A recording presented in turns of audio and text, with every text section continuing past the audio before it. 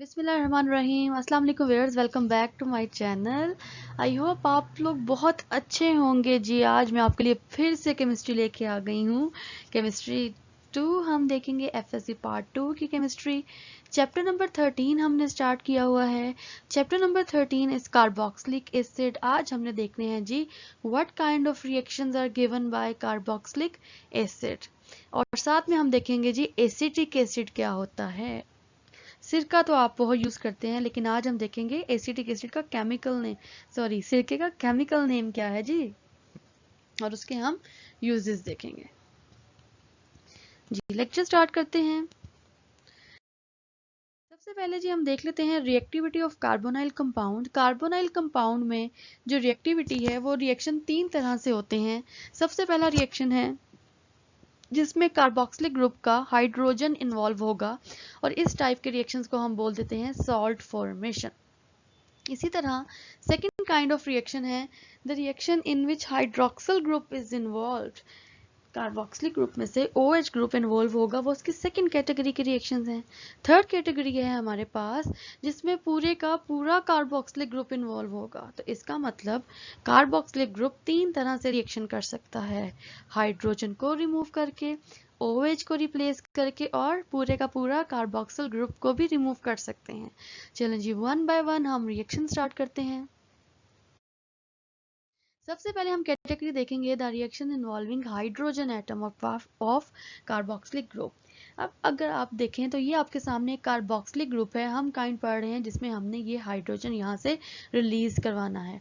होगा क्या, ऑक्सीजन और हाइड्रोजन का बॉन्ड टूटेगा और यहाँ से हाइड्रोजन रिलीज हो जाएगा in the form of positive, और ऑक्सीजन नेगेटिव हो जाएगा क्योंकि इसने अपने इलेक्ट्रॉन रिटर्न कर लिए हैं, और इसके ऊपर क्या चार्ज आ जाएगा, नेगेटिव आ जाएगा। तो इस तरह आयोनाइजेशन भी हो जाती है, आयंस में कन्वर्ट हो जाते हैं। एक तो प्रोटॉन बन जाता है, ये प्रोटॉन वाटर के साथ मिलकर हाइड्रोनियम आयन भी बना सकता है। जी फर्स्ट रिएक्शन हमारे पास रिएक्शन विद बेसिस। बेस हम ले लेते हैं जी, स्ट्रॉन्ग बेस ले लेते हैं NaOH। आप रिएक्शन विद KOH भी कर सकते हैं, LiOH भी कर सकते हैं। तो बेसिकली मैंने आपको पहले ही बता दिया है कि जब हाइड्रोजन एटम इन्वॉल्व होगा तो this kind of reactions are salt formation reaction. तो इसके नतीजे में जो प्रोडक्ट बनेगी डेट मस्ट बी सॉल्ट। करना क्या है, यहाँ से हाइड्रोजन रिमूव हो रहा है। आपको पता है कि हाइड्रोजन यहाँ से पॉजिटिव फॉर्म में निकलेगा। अगर कोई चीज़ पॉजिटिव रिमूव होती है तो उसकी जगह हमने पॉजिटिव चीज़ ही ऐड करनी होती है। अगर कोई नेगेटिव चीज़ रिमूव होती है तो उसकी जगह नेगेटिव चीज़ ही हमने ऐड करनी होती है फॉर द कंपैटिबिलिटी। यहाँ से जब हम हाइड्रोजन रिमूव करेंगे तो बेस में जो पॉजिटिव है वो है सोडियम। तो सोडियम यहाँ पे हाइड्रोजन की जगह आ जाएगा, और ये H सोडियम हाइड्रोक्साइड की OH के साथ मिलकर क्या बना लेगा, वाटर बना लेगा। ये आपके पास जिस सोडियम सॉल्ट बन गया है। नेक्स्ट है आपके पास reaction with carbonate and bicarbonate. Carbonate क्या होता है, Na2CO3। बाइकार्बोनेट क्या होता है, NaHCO3। अब इस रिएक्शन को हम एज अ डिस्टिंग्विश्ड रिएक्शन भी यूज कर सकते हैं, क्योंकि alkane, alkyne, alkyne, aldehyde, ketone, alcohol, phenol, ether carbonate और बाइकार्बोनेट्स के साथ जर्नली रिएक्शंस नहीं देते। करते होता क्या है जी, यहाँ से हाइड्रोजन रिलीज होगा और इसकी जगह सोडियम ऐड हो जाएगा और कार्बन डाइऑक्साइड प्रोड्यूस होगी। कार्बन डाइऑक्साइड जब प्रोड्यूस होती है तो आपका जो सोल्यूशन है जहाँ पे रिएक्शन हो रहा होता है वहाँ पे बबलिंग स्टार्ट हो जाती है। जब बबलिंग होती है तो वो प्रेडिक्शन होती है कि यहाँ पे कोई गैस प्रोड्यूस हो रही है, और यहाँ पे हम बाई कार्बोनेट और कार्बोनेट यूज कर रहे हैं तो गैस हमारे पास कार्बन डाइऑक्साइड विद वाटर बन जाता है। Same reaction with bicarbonate, hydrogen निकाल दें, सोडियम ऐड कर दें, बाकी चीजें कार्बन डाइऑक्साइड और वाटर बना देंगे। नेक्स्ट थर्ड है हमारे पास रिएक्शन विद मेटल। मेटल यहाँ पे हम कोई भी यूज कर सकते हैं, अल्कली मेटल यूज कर सकते हैं फर्स्ट ए ग्रुप की, और हम 2A ग्रुप की भी ले सकते हैं, अल्कलाइन अर्थ मेटल। फर्स्ट में से ले लिया है सोडियम पोटेशियम, और दूसरे में से कैल्शियम मैग्नीशियम एज एग्जांपल यहाँ पे लिख दिए हैं उन्होंने। रिएक्शन एक के साथ ही है जी, हाइड्रोजन निकाल दें, उसकी जगह सोडियम लगा दें। 2 मॉलिक्यूल एसिटिक एसिड के यूज कर रहे हैं तो इसका मतलब एक मॉलिक्यूल एक हाइड्रोजन देगा, दूसरा मॉलिक्यूल दूसरा हाइड्रोजन। वो दोनों हाइड्रोजन आपस में मिलकर क्या बना लेंगे, हाइड्रोजन गैस बना लेंगे, और साथ में सोडियम सॉल्ट बन जाएगा कार्बोक्सिलिक एसिड का। नेक्स्ट कैटेगरी है हमारे पास reaction involving OH of carboxylic group. अब इस रिएक्शन में क्या होगा, OH को हमने रिलीज कराना है। हमने थायोनाइल क्लोराइड और फोस्फोरस पेंटाक्लोराइड के रिएक्शन ऑलरेडी पढ़ चुके हैं, जिसमें मैंने आपको बताया हुआ है कि थायोनाइल क्लोराइड और फोस्फोरस पेंटाक्लोराइड जब रिएक्शन करते हैं तो इनकी दो प्रोडक्ट जो हैं ये तो कंपलसरी बननी ही बननी होती हैं साथ में रिस्पेक्टिव प्रोडक्ट के साथ। तो यहाँ पे क्या बन जाता है जी, यहाँ पे आपके पास एसिटाइल क्लोराइड बन जाता है। H नहीं अब रिमूव करना, अब हम कैटेगरी पढ़ रहे हैं जिसमें हमने OH निकालना है। OH हाइड्रोक्सिल ग्रुप रिमूव होता है in the sense of negative, तो इसकी जगह हमने माइनस ही लगाना होता है, तो माइनस की जगह हम यहाँ पे क्लोरीन ऐड कर देते हैं और बाकी आपके पास HCl एंड सल्फर डाइऑक्साइड बन जाती है। इसी तरह जब यहाँ से OH निकाल के क्लोरीन ऐड करेंगे, एक आपके पास POCl3 और एक HCl बन जाएगा। ये रिएक्शन आप ऑलरेडी पहले भी 2-3 दफा कर चुके हैं जी। नेक्स्ट इसका मैकेनिज्म है थायोनाइल क्लोराइड के साथ एसिटिक एसिड का। करना क्या है जी, फर्स्ट स्टेप में क्या होगा, प्रोटोनेशन होगी, यहाँ से प्रोटॉन रिलीज हो जाएगा और ऑक्सीजन थायोनाइल क्लोराइड में से एक क्लोरीन रिलीज हो जाएगा। H पॉजिटिव निकला, Cl नेगेटिव निकला, तो ये जो ऑक्सीजन है ये सल्फर के साथ फौरन से बॉन्ड बना के ये वाला कंपाउंड बना लेगा। नेक्स्ट स्टेप में क्लोराइड क्या करेगा, chloride will act as nucleophile. ये अटैक करेगा कार्बन पे जो कि इलेक्ट्रोफाइल के तौर पे काम कर रहा है, और जब जैसे ही ये कार्बन पे अटैक करेगा तो कार्बन के 5 बॉन्ड बनने लगेंगे, तो ऑक्सीजन क्या करेगा, अपने इलेक्ट्रॉन्स रिटर्न कर लेगा और अपने जो डबल बॉन्ड है उसको सिंगल बॉन्ड में कन्वर्ट कर लेगा, तो आपके पास ये वाली प्रोडक्ट आ जाएगी। नेक्स्ट स्टेप में वो अपने आप को अरेंज करेंगे, ऑक्सीजन अपने माइनस जो इलेक्ट्रॉन है वो रिटर्न करेगा और डबल बॉन्ड दोबारा से बनाएगा, तो 5 बॉन्ड हो जाएंगे। तो दूसरे वाला ऑक्सीजन क्या करेगा, कार्बन के साथ बॉन्ड ब्रेक करके अपना डबल बॉन्ड कर लेगा जी सल्फर के साथ। जैसे ही वो सल्फर के साथ डबल बॉन्ड करेगा तो सल्फर के साथ जो क्लोरीन लगा है वो अपने इलेक्ट्रॉन्स लेके यहाँ से निकल जाएगा माइनस फॉर्म में।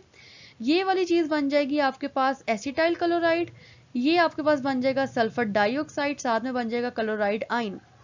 फर्स्ट स्टेप में जो प्रोटॉन है और इस स्टेप में जो क्लोराइड है वो दोनों मिलके HCl एसिड बना लेंगे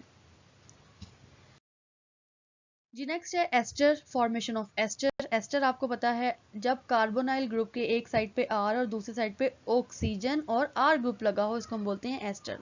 तो एस्टर कैसे बनाते हैं, एसिटिक एसिड और एथेनॉल का रिएक्शन जब करवाते हैं, OH यहाँ से रिमूव करेंगे तो उसकी जगह हम यहाँ पे एथोक्साइड आयन लगा देंगे और प्रोटॉन यहाँ से रिलीज कर देंगे। ये प्रोटॉन H पॉजिटिव इस OH से मिलकर वाटर बना लेगा और C2H5O माइनस इस वाले कार्बन के साथ अटैच होकर इथाइल एसीटेट बना लेंगे। Basically this is ester. This reaction will happen in the presence of concentrated sulphuric acid. Next है जी मैकेनिज्म, इसका 4 स्टेप मैकेनिज्म है। सबसे पहला स्टेप है जी प्रोटोनेशन। प्रोटोनेशन में क्या होगा, ऑक्सीजन जो है कार्बोनाइल ग्रुप वाला, इसके पास 2 लोन पेयर्स होते हैं, वो प्रोटॉन को अपना लोन पेयर अट्रैक्ट कराएगा और उसको अपने साथ अटैच करके ऑक्सीजन पॉजिटिव हो जाएगा। नेक्स्ट स्टेप में जी एथेनॉल आएगा। एथेनॉल का जो ऑक्सीजन है वो अपने लोन पेयर शेयर करेगा, कार्बन को अपनी तरफ अट्रैक्ट करेगा, क्योंकि जी oxygen will act as nucleophile and carbon will be electrophile. दोनों एक दूसरे की डिजायर पूरी करेंगे, तो ऑक्सीजन और कार्बन का एक बॉन्ड ब्रेक हो जाएगा, ऑक्सीजन की पॉजिटिविटी खत्म हो जाएगी और जो न्यू ऑक्सीजन एथेनॉल का है उसके ऊपर पॉजिटिव चार्ज आ जाएगा। नेक्स्ट स्टेप में क्या होगा जी, जो हाइड्रोक्सिल का ऑक्सीजन है उसके पास भी लोन पेयर है, वो एक प्रोटॉन एथेनॉल वाले प्रोटॉन को अपनी तरफ अट्रैक्ट करेगा, जिससे क्या होगा, ये जो ऑक्सीजन की पॉजिटिविटी है ये खत्म हो जाएगी और ये प्रोटॉन इसके पास चला जाएगा जो कि इस ऑक्सीजन को पॉजिटिव बना देगा, लाइक H2O। ये पॉजिटिव है, ये स्टेबल नहीं है। नेक्स्ट स्टेप में क्या होगा, ये अपने आप को स्टेबल करने के लिए कार्बन से अपना बॉन्ड ब्रेक करेगा और वाटर की फॉर्म में यहाँ से निकल जाएगा।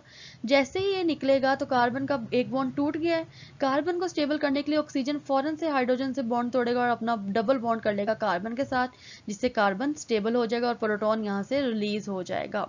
ये आपके पास आ गया है जी एस्टर और साथ में वाटर एंड प्रोटॉन। नेक्स्ट है ये कुछ एस्टर जो फ्रूटी फ्लेवर्स रखते हैं, like banana, jasmine, apricot, raspberry, pineapple, orange. ये शॉर्ट क्वेश्चन और MCQ के लिए बहुत इंपॉर्टेंट है, ये आपने याद कर लेने अच्छी तरह के कौन से एस्टर हैं और कौन सा फ्लेवर होता है। ये हम जो आर्टिफिशियल फ्लेवर्स यूज करते हैं वो यही होते हैं। नेक्स्ट है जी हमारे पास रिएक्शन ऑफ अमाइड। अमाइड बनाना है, NH2 ग्रुप ऐड करना है, तो हम कहते हैं इसको reaction with ammonia. Basically formation है अमाइड की, लेकिन हम कह सकते हैं these are reaction with ammonia. होगा क्या, अमोनिया के साथ जब रिएक्शन करेंगे तो अमोनिया हाइड्रोजन के साथ मिलके अमोनियम आयन बना लेगा, सॉल्ट बन जाएगा। इस सॉल्ट को जब हम हीट करेंगे तो ये क्या करेगा जी, अपने अंदर से वाटर को डिहाइड्रेट कर देगा, यानी कि इसकी डिहाइड्रेशन हो जाएगी। 2 हाइड्रोजन इससे और 1 ऑक्सीजन इससे निकल के वाटर बना के उड़ जाएंगे और साथ में क्या बन जाएगा जी, एसिड अमाइड बन जाएगा। CH3CONH2 is acid amide. Next है जी मैकेनिज्म देख लेते हैं। नाइट्रोजन के पास जैसे आपको पता है एक लोन पेयर होता है, इलेक्ट्रोफाइल न्यूक्लियोफाइल के तौर पे एक्ट करेगा और इलेक्ट्रोफाइल पे अटैक करेगा। सेम ऑक्सीजन अपने इलेक्ट्रॉन वापस लेके नेगेटिव हो जाएगा। नाइट्रोजन ने एक्स्ट्रा बॉन्ड बना लिया तो ये पॉजिटिव हो गया है। नेक्स्ट स्टेप में जी प्रोटॉन ट्रांसफर है। प्रोटॉन यहाँ से निकलेगा और इसके लोन पेयर ऑक्सीजन के लोन पेयर के साथ जाके OH2 बना लेगा। Again the same step, oxygen ये जो पॉजिटिव है ये पॉजिटिविटी कम करेगा और वाटर की फॉर्म में रिलीज हो जाएगा। ये जो ऑक्सीजन नेगेटिव है ये इलेक्ट्रॉन देगा, यहाँ पे डबल बॉन्ड बना के एसिड अमाइड बना लेगा। ये मैकेनिज्म हम सेम है जी, वही है, प्रोटॉन ट्रांसफर है, लोन पेयर शेयर हो रहा है, इलेक्ट्रोफाइल न्यूक्लियोफाइल इलेक्ट्रोफाइल पे अटैक कर रहा है। तो सेम प्रोसेस है, बस अगर आप एक अच्छी तरह कर लें तो नेक्स्ट आपके हो जाएंगे। नेक्स्ट है formation of acid anhydride. Acid anhydride को हम स्ट्रॉन्ग एजेंट की मौजूदगी में डिहाइड्रेट करते हैं, डिहाइड्रेटिंग एजेंट यूज करते हैं, फोस्फोरस पेंटाऑक्साइड बोलते हैं इसको, P2O5।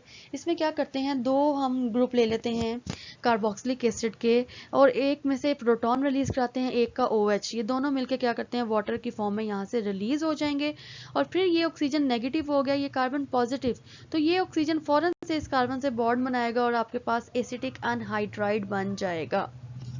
This is also known as dehydration, क्योंकि रिमूवल ऑफ वाटर भी हम करा रहे हैं। नेक्स्ट है जी reactions involving as a whole carboxylic group को रिलीज कराना है। 2 तरह के रिएक्शन है जी, एक है पार्शियल रिडक्शन, एक है कंप्लीट रिडक्शन। रिडक्शन क्या होती है, रिडक्शन हम 3 तरह से ले सकते हैं, removal of oxygen, addition of hydrogen and addition of electron. अब यहाँ पे 2 काम होंगे, रिडक्शन हो रही है तो रिमूवल ऑफ ऑक्सीजन करेंगे और उसकी जगह हाइड्रोजन ऐड कर देंगे, दिस इज कॉल्ड रिडक्शन। अब रिडक्शन भी 2 तरह की है, एक है पार्शियल, पार्शियल का मतलब है थोड़ी सी, एक है कंप्लीट, यानी कि सारे के सारे ऑक्सीजन निकाल देने। पार्शियल में कुछ ऑक्सीजन निकालेंगे, कुछ रहने देंगे। पार्शियल में हम क्या यूज कर रहे हैं, लिथियम एल्यूमिनियम हाइड्राइड यूज कर रहे हैं, हाइड्राइड यूज कर रहे हैं, जो कि एक रिड्यूसिंग एजेंट के तौर पे वीक रिड्यूसिंग एजेंट है। ये क्या करेगा, हाइड्रोजन ऐड करनी है तो ये वाले ऑक्सीजन को यहाँ से रिमूव करेगा और इसके 2 हाइड्रोजन के साथ मिलकर वाटर बना लेगा। जैसे ही ऑक्सीजन निकलेगा तो इसका मतलब है कार्बन के डबल बॉन्ड टूट गए हैं, तो कार्बन क्या करेगा, 2 बॉन्ड बना लेगा अलग अलग 2 हाइड्रोजन के साथ और बन जाएगा CH2। ये बन गया जी ethanol. This is called partial reduction. Partial क्यों कह रहे हैं, क्योंकि सिर्फ एक ऑक्सीजन रिमूव किया, दूसरा ऑक्सीजन पड़ा हुआ है अभी। कंप्लीट रिडक्शन में क्या होगा, वो दोनों के दोनों ऑक्सीजन यहाँ से रिमूव कर देगा। ये ऑक्सीजन रिमूव करेगा तो कार्बन अलग अलग बॉन्ड बना लेगा, हाइड्रोजन के साथ CH2 बन जाएगा। जब ये ऑक्सीजन रिमूव हुआ तो इस कार्बन का हाइड्रोजन के साथ डायरेक्ट बॉन्ड बन जाएगा और यहाँ पे CH3 हो जाएगा, अल्केन बन जाएगा, साथ में वाटर और आयोडाइड आयन बन जाएगा। जी नेक्स्ट है हमारे पास acidic acid. Acidic acid is the most important carboxylic acid, जो कि 6 से 10% अगर परसेंटेज इसकी हम लेते हैं डाइल्यूट तो इसको विनीगर बोलते हैं। और एसिडिक एसिड को हम डिफरेंट जर्नल मेथड से प्रोड्यूस कर सकते हैं। जी नेक्स्ट है lab preparation of acidic acid. Lab preparation of acidic acid, इसमें हमने क्या देखना है जी, by the oxidation of ethyl alcohol. Ethyl alcohol या एसिटिल्डिहाइड, ये रिएक्शन हम ऑलरेडी पढ़ चुके हैं, जो कि आपने पेज नंबर 251 पे अपनी बुक पे पढ़े हैं। ये वही सेम रिएक्शन है। करना क्या है जी, एथेनॉल की जब ऑक्सीडेशन करते हैं it will convert into ethanol, और एथेनॉल की जब ऑक्सीडेशन करेंगे it will convert into acidic acid and in the presence of K2Cr2O7 and acidic medium. उसके अलावा जी हाइड्रोलिसिस ऑफ मिथाइल सायानाइड है। इसमें क्या करेंगे, इसको मिथाइल सायानाइड को कन्वर्ट करेंगे एसिड एमाइड में, जो अभी हमने फॉर्मेशन ऑफ अमाइड पढ़ी है। फिर जब हम इसको हाइड्रोलाइज कराएंगे तो ये एसिडिक एसिड बना देगा और साथ में अमोनियम आयन रिलीज कर देगा। नेक्स्ट है industrial preparation of acetic acid. Industrial preparation हम इसको 2 तरह से कर सकते हैं, एक है एसिटाइलिन और एक है फर्मेंटेशन। एसिटाइलिन बेसिकली इथाइन को बोलते हैं, इसको हाइड्रोलिसिस कराएंगे with 20% sulphuric acid and 10% mercurious sulphate at 80 degree. तो ये क्या करेगा जी, इसको एथेनॉल में कन्वर्ट कर देगा। इसका एक बॉन्ड टूटेगा, एक कार्बन को हाइड्रोजन ऐड कर देंगे और दूसरे कार्बन को OH ग्रुप कर देंगे तो ये एथेनॉल हो जाएगा। Basically this is not a proper ethanol, इसको हम रीअरेंज करके एक प्रॉपर एथेनॉल इस तरह बना सकते हैं। फिर इसकी ऑक्सीडेशन करेंगे with oxidising agent vanadium pentoxide. तो इसको आपको पता है जब भी एसिटिल्डिहाइड या एल्डिहाइड की ऑक्सीडेशन करते हैं तो वो क्या बना देता है, कार्बोक्सिलिक एसिड बना देता है, जो कि एसिटिक एसिड ही होता है। नेक्स्ट है जी फर्मेंटेशन रिएक्शन। एसिडिक एसिड को हम कमर्शियली प्रिपेयर कर सकते हैं फ्रॉम एथेनॉल। ये वही रिएक्शन है जो पेज 251 और अभी आपने लैब में भी पढ़े हैं। सेम रिएक्शन है, यहाँ पे डबल स्टेप में दे दिए हैं। एथेनॉल की पहले ऑक्सीडेशन करवाएंगे तो एथेनॉल बन जाएगा, एथेनॉल की बनाएंगे तो वो एथेनोइक एसिड बना देगा, जिसको हम एसिडिक एसिड भी बोलते हैं। ये 2 स्टेप रिएक्शन है, 1 बाय 1 दोनों चीजें बन रही हैं। यहाँ पे क्या यूज कर रहे हैं जी, acidic anhydride sorry acidified K2Cr2O7 use कर रहे हैं एज अ कैटालिस्ट। नेक्स्ट है जी फिजिकल प्रॉपर्टीज। जी सबसे पहली फिजिकल प्रॉपर्टी क्या है, फिजिकल प्रॉपर्टीज 4 हैं आपके पास। फर्स्ट वन देख लेते हैं जी, ये कलरलेस लिक्विड होता है और बॉइलिंग पॉइंट कितना होता है 118, ये एमसीक्यूज में आ जाता है। विनेगर आपने सूंघा ही होगा, घर में स्मेल भी किया है, टेस्ट भी किया है, उसकी एक पंजेंट सी स्मेल होती है, इरिटेटिंग स्मेल होती है, सोर टेस्ट, खट्टा सा टेस्ट होता है। और इसको हम जब फ्रीज करते हैं एट 17 डिग्री तो ये बर्फनुमा स्ट्रक्चर में कन्वर्ट हो जाता है, आइस बन जाती है, जिसको हम ग्लेशियल एसिटिक एसिड भी बोलते हैं। ये इंपॉर्टेंट शॉर्ट क्वेश्चन है, what is glacial acetic acid. तो point 3 is a short question कि ग्लेशियल एसिटिक एसिड क्या होता है। जब pure acetic acid ice form में फ्रीज हो जाता है एट 17 डिग्री सॉलिड फॉर्म में, उसको हम बोलते हैं जी ग्लेशियल एसिटिक एसिड। वाटर में, अल्कोहल में, ईथर में और प्रोपोर्शन में ये मिसिबल होता है। Uses are also very important, काफी दफा बोर्ड में आए हुए हैं। पहला है जी रबर इंडस्ट्री में यूज होता है, डिफरेंट प्लास्टिक की मैन्युफैक्चरिंग, पॉलीविनाइल एसीटेट PVA जिसको बोलते हैं, सेलुलोज एसीटेट और सिल्क बनाने में। उसके अलावा डिफरेंट लैब में जो डिफरेंट केमिकल रिएक्शंस होते हैं उसमें एज अ सॉल्वेंट यूज किया जाता है। मैन्युफैक्चरिंग ऑफ पिकल, अचार में यूज होता है, अचार में आपको पता है सिरका डलता है। उसके अलावा डिफरेंट ऑर्गेनिक कंपाउंड्स की प्रोडक्शन में लाइक एसीटोन, एसीटेट, एस्टर्स, जो हमने जितने भी रिएक्शन पढ़े हैं उसमें यूज होता है और ये एक्ट करता है as a local irritant. So guys this is end of the reaction, end of the chapter 13। I hope आपको समझ आई होगी। एक्सरसाइज आपने कर लेनी है, साथ में इसमें जो भी एक्सरसाइज है वो आपने कर लेनी है, एज असाइनमेंट आपने करनी है लाजमी। अगर कोई क्वेश्चन हो तो आप कमेंट सेक्शन में पूछ सकते हैं। अपना बहुत ध्यान रखें, दुआ में बहुत याद रखें। अगेन कहूंगी जी वीडियो फुल देखा करें ताकि आपकी कोई भी बात मिस ना हो और आप अच्छी तरह मेरे अपने नॉलेज में इजाफा कर सकें। और कोई भी अगर आप इम्प्रूवमेंट के लिए मुझे कुछ बताना चाहते हैं, लाइक अगर कोई ऐसा पर्सन सुन रहा हो जो मुझे कुछ सजेशन देना चाहता हो तो लास्ट में अपने कमेंट सेक्शन में दिया करें ताकि हम और इम्प्रूव कर सकें और आपके लिए अच्छी से अच्छी वीडियो, अच्छे से अच्छे लेक्चर्स प्रोड्यूस कर सकें। Thank you very much again. अपना बहुत ध्यान रखें, दुआ में बहुत याद रखें। अल्लाह हाफिज।